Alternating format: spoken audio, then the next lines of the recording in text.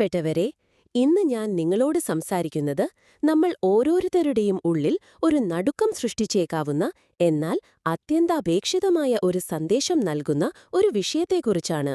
The turning point എന്ന animated ഹ്രസ്വചിത്രം നിങ്ങൾ കണ്ടിട്ടുണ്ടോ എന്നെനിക്കറിയില്ല. കണ്ടിട്ടില്ലെങ്കിൽ പോലും അതിലെ ആശയം നമ്മുടെയെല്ലാം മനസ്സിൽ ഒരു മാറ്റത്തിന്റെ തിരി തെളിയിക്കാൻ പോന്നതാണ്. സാധാരണയായി മനുഷ്യനും പ്രകൃതിയും തമ്മിലുള്ള ബന്ധം എങ്ങനെയാണ്? നമ്മൾ ഭൂമിയുടെ വിഭവങ്ങൾ ഉപയോഗിക്കുന്നു, നമ്മുടെ ആവശ്യങ്ങൾ നിറവേറ്റുന്നു. മൃഗങ്ങൾ കാടുകളിലും കടലുകളിലും അവയുടെ ലോകത്ത് ജീവിക്കുന്നു. ഇതൊരു പരമ്പരാഗതമായ കാഴ്ചയാണ്. എന്നാൽ ദ ടേണിംഗ് പോയിന്റ് ഈ കാഴ്ചയെ തലകീഴായി നിർത്തുന്നു. ഈ സിനിമയിൽ മൃഗങ്ങൾ നമ്മുടെ സ്ഥാനത്തു വരുന്നു. ആഡംബര കാറുകളിൽ സഞ്ചരിക്കുന്നു, അത്യാധുനിക റെസ്റ്റോറന്റുകളിൽ ഭക്ഷണം കഴിക്കുന്നു, ലാപ്ടോപ്പിൽ ലോകകാര്യങ്ങൾ അറിയുന്നു. ഒരു സാധാരണ മനുഷ്യന്റെ ജീവിതം പോലെ. അതേസമയം മനുഷ്യരെവിടെയാണ്? അവർ മലിനമായ കടൽത്തീരങ്ങളിൽ കഴിയുന്നു, പ്ലാസ്റ്റിക് കുപ്പികളിൽ ശ്വാസം മുട്ടി മരിക്കുന്നു, എണ്ണ ചോർച്ചയിൽ ശരീരം മൂടി നിസ്സഹായരായി ഒലിച്ചുപോകുന്നു. നമ്മൾ പ്രകൃതിയോട് ചെയ്യുന്ന ക്രൂരതകളെല്ലാം മനുഷ്യന്റെ അനുഭവമാക്കുകയാണ് ഈ ഫിലിം. ഇതൊരു ഭാവനാപരമായ ചിത്രീകരണമാണെന്ന് തോന്നാമെങ്കിലും ഇതിലെ ഓരോ ദൃശ്യവും നമ്മൾ ഇന്ന് നേരിടുന്ന യഥാർത്ഥ പ്രശ്നങ്ങളുടെ നേർക്കാഴ്ചയാണ്.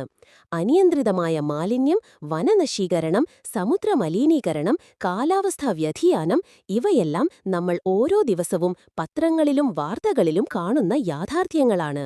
നമ്മുടെ പ്രവൃത്തികൾ നമ്മുടെ ഭൂമിയെയും അതിലെ ജീവജാലങ്ങളെയും എങ്ങനെയാണ് ബാധിക്കുന്നതെന്ന് ഈ ചിത്രം വളരെ തീവ്രമായി നമ്മെ ഓർമ്മിപ്പിക്കുന്നു. നമ്മൾ പ്രകൃതിക്ക് നൽകുന്ന തിരിച്ചടികൾ ഒടുവിൽ നമ്മളിലേക്ക് തന്നെ തിരിച്ചെത്തും എന്ന വ്യക്തമായ സന്ദേശമാണ് ഈ ഫിലിം നൽകുന്നത്. പ്രകൃതിയെ ചൂഷണം ചെയ്യുന്നത് തുടർന്നാൽ മനുഷ്യന്റെ നിലനിൽപ്പ് പോലും അപകടത്തിലാകാം എന്ന മുന്നറിയിപ്പാണിത്.